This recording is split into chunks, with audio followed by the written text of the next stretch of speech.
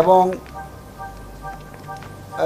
এই প্রক্রিয়ায় যেটা খুব সিগনিফিক্যান্ট সেটা হচ্ছে, আমরা বারবার বলেছি ধর্ম মন্ত্রণালয় হজ প্রক্রিয়ায় কোনো ব্যবসা করেন না, আমরা কোনো লাভ করি না, আমরা কেবল ইবাদতে সহযোগিতা করে থাকি।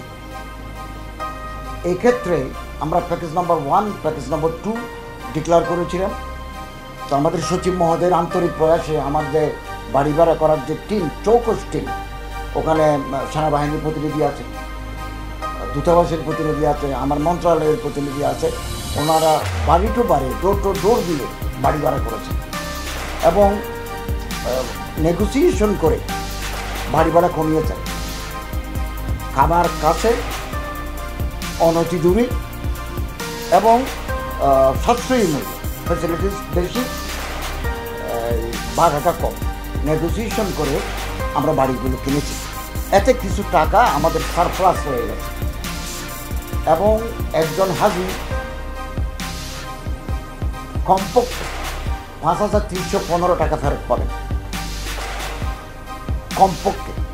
সর্বোচ্চ ফেরত পাবেন 53,642 টাকা এবং 4,978 জন হাজিকে, সরকারি হাজির সংখ্যা হতে 5,000, এর মধ্যে 4,978 জন হাজিকে আমরা সর্বমোট 8,28,90,183 টাকা ফেরত দেব।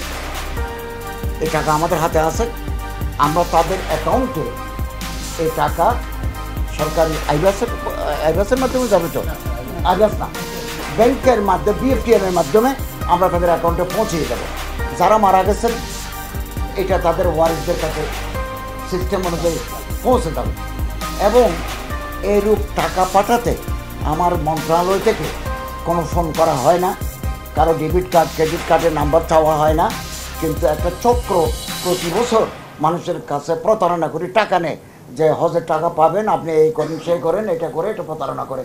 আমরা বারবার